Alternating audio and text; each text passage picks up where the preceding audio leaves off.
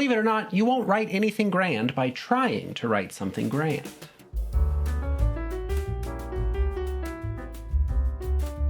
There's an undeniable strangeness to being a writing teacher and looking back on the things that my own former teachers taught. Mostly, I think it comes from seeing now in the work of developing writers things that I couldn't see in my own work.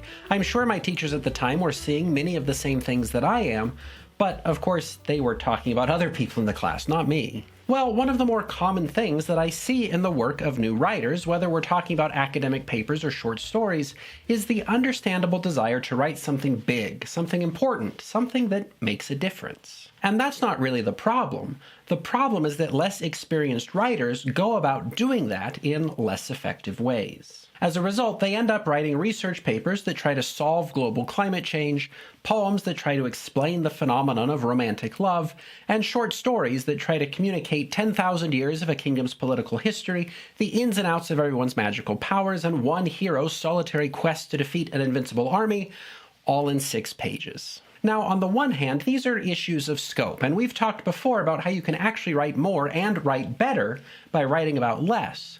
But that's not exactly what I want to talk about today. Instead, I want to share a bit of wisdom that I learned from a teacher when I was still pretty new to writing. The way to the universal is through the particular. In the years since, I've learned that my teacher was paraphrasing the famous 20th century novelist James Joyce, but it's my teacher's phrasing that's been stuck in my head. And as I've grown as a writer and read the work of other growing writers, I've come to realize just what a difference this counterintuitive advice can really make. In fact, it might just be one of the best kept secrets in writing. So, to be clear from the beginning, I am not saying that we shouldn't write things that are significant, grand, or important.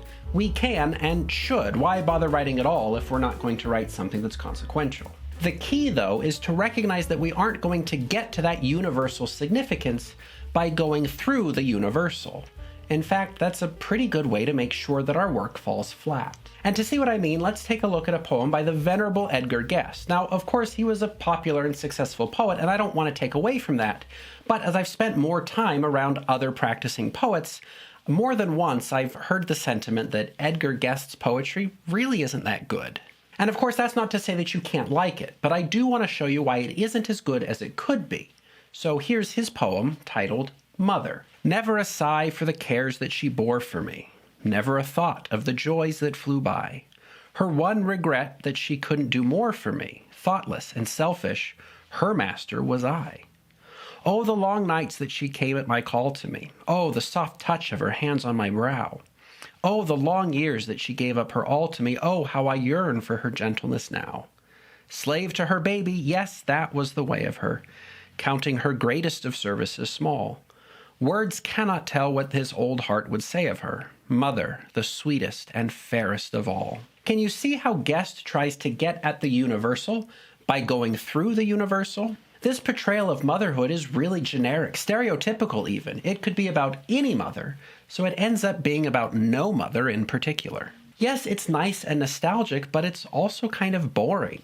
Instead of sounding like a meaningful reflection on his own mother, Guest's poem reads more like a fictionalized, idealized rendering of the concept of mother. And for a lot of readers of poetry, that's just not what they're looking for. And the same thing happens with papers that are about climate change or free speech or any other large abstract issue that the writer wants to address. If I had a dime for every argument I've read that walks its readers through CO2 and rising sea levels and the need for us to cut our emissions in general, I wouldn't need to ask you to subscribe. But of course I don't have those dimes, so please do subscribe. But anyway, the point is that a lot of these climate change papers don't actually address any of the practical problems associated with a changing climate. Instead, they're really just about the idea of climate change. And as a result, all they can do is repeat the same lines that everybody has already said without actually doing anything to address the root problem. And again, all of this makes sense. If you want your writing to solve a problem, it's reasonable to go after the biggest version of the problem imaginable.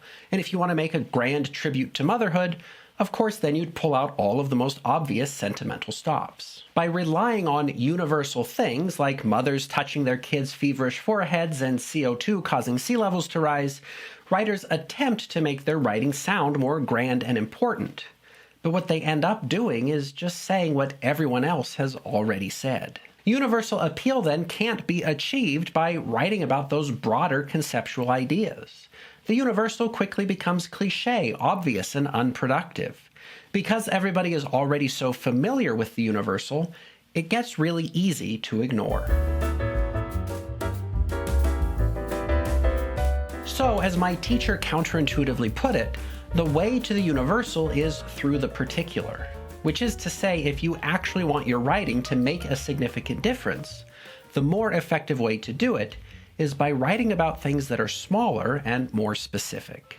So, returning to Guest's poem about motherhood, the contemporary poet Ted Kooser writes, "I showed this poem to my friend, the poet Bob King, and he felt that its greatest sins are generalizations, the joys, the long years, the greatest of services, gentleness, and so on. He's correct in suggesting that by using generalizations like the good old days, a writer might hope to touch some sentimental heartstrings. But think of how much more effective Guest's poem would have been if he had shown his mother performing some specific act of caring, maybe bringing a cup of tea with honey to the bedside during a bout of strep throat." So, as it's written, Guest's poem celebrates the generic goodness of an abstract and universal mother, and as a result, it ends up sounding trite, worn out, and obvious. Instead of extolling the idealized virtues of a fictionalized mother, Kooser seems to ask, why not just draw our attention to a specific mother doing a specific caring thing? Now we're not just dealing with some made-up idea of motherhood, we're talking about a real mother doing real stuff, and that can remind us of things our own mothers did.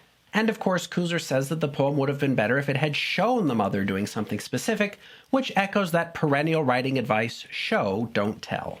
We've talked about that rule before and why it works, so I won't get into it too much here, but I will say that the basic value of showing something through particulars rather than telling about it through universals is that the particulars are just more convincing. If I were in a less charitable mood when reading Guest's poem, I might finish and say, "Oh, so you love your mother so much, huh? Well then, why don't you just name one specific good thing that she ever did?"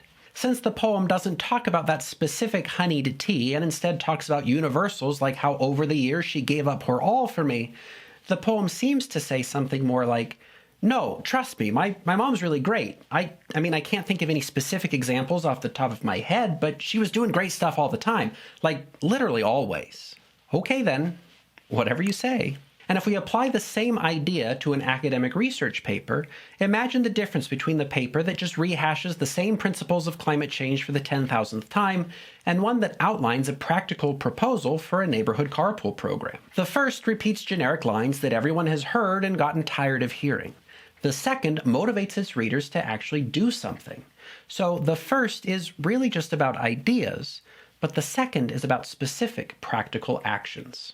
People are more likely to tune out writing that focuses on the universal, but they're more likely to listen to and act on writing that has a specific particular focus. The more particular writing then ends up having a more universal appeal because it's real. It's not about some idealized concept, it's about life, and it connects to our own experiences, whether that's getting us to think about the good things that our own mothers have done or reevaluating the way that we might contribute to pollution. So, as James Joyce, my former teacher, Ted Kooser, and surely others have said, if you really want to make something that connects to the universal human experience, the best way to do it is by writing about the specific particulars of that experience. So take a step back, and instead of writing about how good your mother is in general, think about a time, an actual experience where you saw and recognized her greatness. Instead of feeling like you need your reader to understand 10,000 years of fantasy history before they can even begin your story, just put your protagonist in a real bind and let them work their way out of it. And instead of making an argument that just expresses your opinion on generic ideas, find a real problem and get to work on solving it. By using the particulars of life as a pathway to those more resonant universals, you set yourself up to create more interesting, more convincing, and more exciting work, whatever it is you're writing. So, my friends, I guess I'll finish up by thanking you for being here with me today. It's always a pleasure. We're all living such rich, complex, and unique lives, and writing has the power to connect us in meaningful and unexpected ways. That's one of the reasons that I like it so much. But surprisingly, writing connects us more effectively when it steers clear of those sweeping universal generalizations and focuses instead on the specific particulars of life. It's only then that we can say we've made a connection, not with some disembodied concept, but with the living, breathing person on the other end of the text. So go build some specific connections that are worth making, and I'll see you in the next one.